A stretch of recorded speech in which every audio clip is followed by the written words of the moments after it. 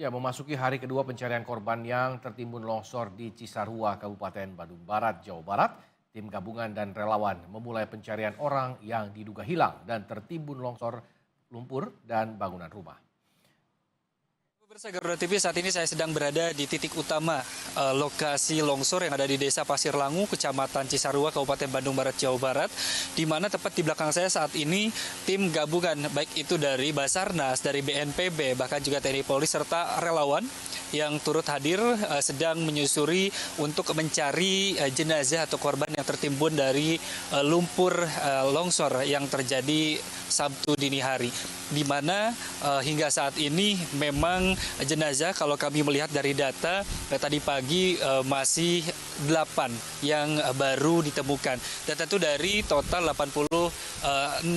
lainnya yang hingga saat ini masih dinyatakan hilang, ini masih terus dicari oleh tim gabungan sejak pukul 7 pagi. Tentu kalau tadi kami mendengarkan sesi pernyataan pers yang disampaikan oleh pihak BNPB maupun juga pihak pejabat terkait tadi, bahwa untuk operasi pencarian jenazah ini akan dilakukan sepanjang 24 jam dan tentu akan menyesuaikan juga dengan kondisi cuaca yang terjadi di sini. Dan selain daripada itu, kalau melihat kondisi sekarang, jadi kalau hari kemarin memang belum diterjunkan alat berat atau eskavator, sekarang diterjunkan karena tadi sejak pagi memang kondisinya panas sehingga membuat tekstur tanah yang sebelumnya ini bisa dibilang lembek atau bahkan tidak memungkinkan untuk diturunkan alat berat, namun sekarang memang sudah diturunkan. Di mana tadi kalau kami melihat kondisinya di belakang, alat berat ini juga turut mengangkat tembok rumah yang juga tadi tertimbun oleh lumpur longsor. Begitupun tadi kami melihat ada beberapa barang yang juga turut diangkut seperti halnya motor, dan tentu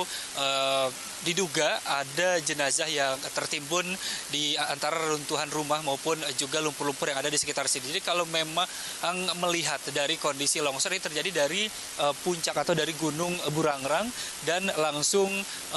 lumpur atau longsor yang diiringi juga dengan air yang deras jadi melaju ke arah tepat di belakang saya saat ini. Nah, di mana kalau dari data yang tadi kami coba kutip dari posko, ada sekitar 30 rumah yang tertimbun dari adanya lumpur longsor yang terjadi di sini. Begitupun juga total 34 kakak yang terdampak, dan adanya 100 lebih jiwa yang terdampak dari longsor yang terjadi di sini. Dan pada pagi hari tadi kami juga turut mengiringi hadirnya Wakil Presiden Republik Indonesia Gibran Rakabuming Raka yang juga turut meninjau lokasi bencana yang ada tepat di belakang saya saat ini. Begitupun juga ke posko yang ada di kantor desa atau di gor desa yang menjadi tempat sementara pengungsian saat ini, sebelum nantinya apakah nanti akan dibangunkan rumah hunian sementara ataupun para korban ini diungsikan dulu ke rumah kerabat yang ada di sekitar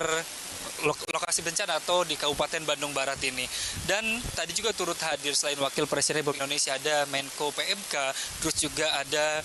Menteri PPPA, Kepala BNPB, Basarnas, Bupati, bahkan juga tadi Wakil Gubernur, hingga adanya dari Polda Jabar, bahkan juga dari Pangdam Siliwangi. Kalau kami melihat sekarang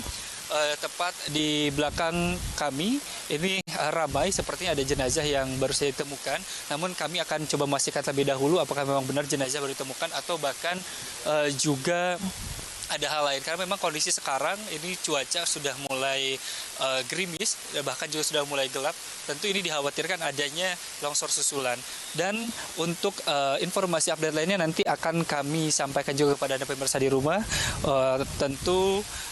setelah kami nanti melihat data terbaru, karena memang lokasi bencana ini tidak hanya di tempat belakang saya, namun juga ada di area depan atau sebelah kiri saya ini, di mana rumah yang justru lebih banyak